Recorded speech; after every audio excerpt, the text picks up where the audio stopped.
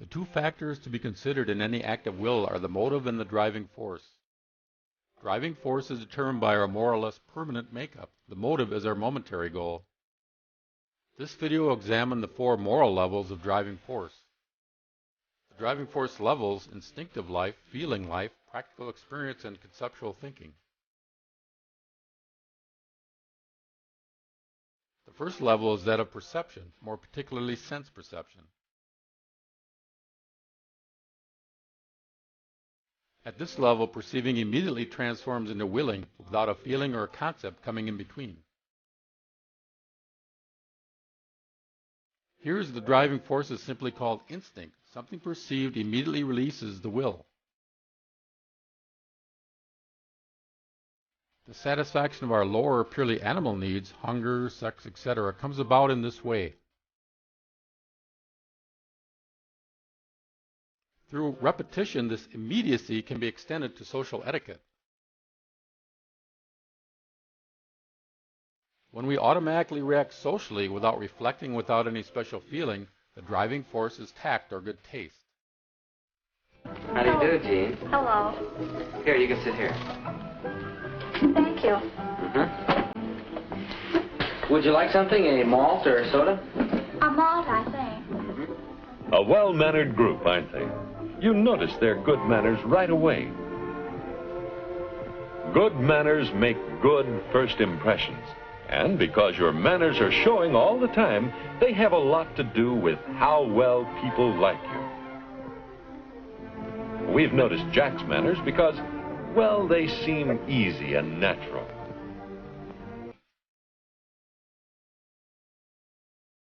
The second level is feeling.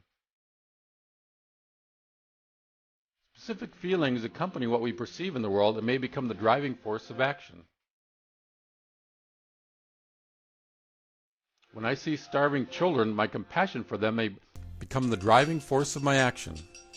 Such feelings are shame, pride, honor, humility, remorse, pity, revenge, gratitude, piety, loyalty, love, and duty. A soul of prayer, fruit of prayer, is deepening of faith. And the fruit of faith is love. And the fruit of love is service. And the fruit of service is peace. That's why we need to pray to have a clean heart. And if we have a clean heart, we can see God. And if we see God, naturally we begin to love one another. That means we see and we look, and then we give our hands to serve and our hearts to love. And that's the beginning of holiness.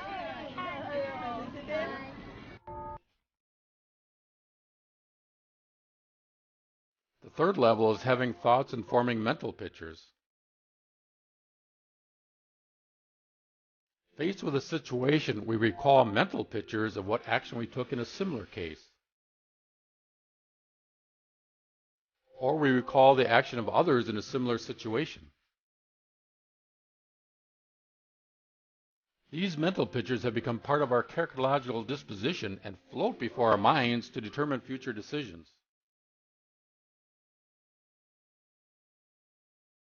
The driving force in the will, in this case, we will call practical experience. Up until this generation, all of the Inuit traditions and history were passed down orally. Nothing had been written down, making their knowledge of the past invaluable. One will be expert on the weather, one will be expert on environment, one will be expert on different kind of animals.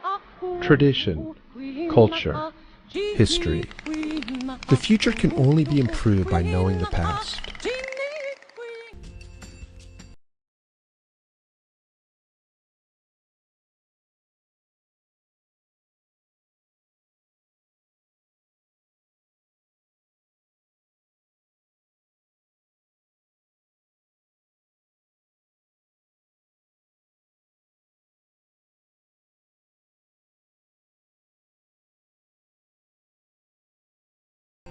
If we act under the influence of a mental picture, the mental picture determines our action by way of conceptual thinking.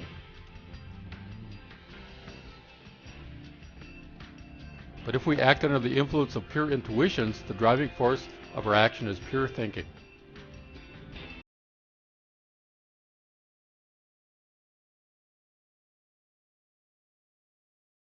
It is the custom in philosophy to call the ability of pure thinking reason.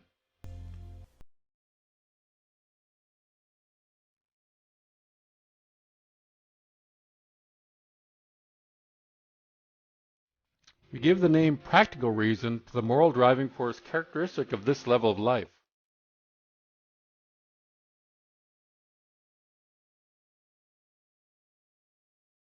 This driving force of the will at the highest moral level is an impulse to act springing directly from my intuition. The various mental processes that we label intuition probably include such phenomenon as genetically pre-programmed instincts, inclinations to believe things that are appealing to us, and the unconscious application of common misconceptions and or logical fallacies that we would reject if we were to consider them on a conscious level, as well as the operation of unconscious pattern recognition, extrapolation, and connection-forming faculties that some might define as forms of unconscious reasoning. Obviously, some of these processes are less valid than others as ways of determining what is true, but just as obviously, some of them, those that constitute a kind of unconscious reason, have great potential for helping us to arrive at accurate and useful ideas. Without examining it carefully, we don't know whether we have unconsciously recognized a valid pattern or connection, overgeneralized from principles that apply in some situations but not in this one, or worse, merely leapt to the most appealing conclusion that presented itself. We can think of a paradigm as a huge three-dimensional, partially completed puzzle. New ideas are like puzzle pieces. More complex ones have irregular surfaces, which make it harder to find a place in our paradigm to which we can attach them. As a result, we sometimes hastily reject ideas that we can't readily fit into our paradigms, rather than struggling to come to grips with said ideas, and, should they prove valid, adapting our paradigms to accommodate them. The fact is that some beliefs, ideas, and worldviews are more appealing to us than others.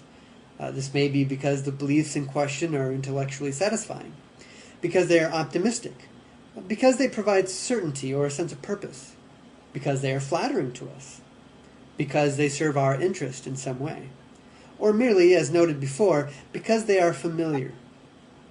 Moreover, societal and interpersonal pressures often make life more difficult for us if we believe certain things than if we believe other things, and many of us are especially motivated to agree on matters of importance with those to whom we are the closest.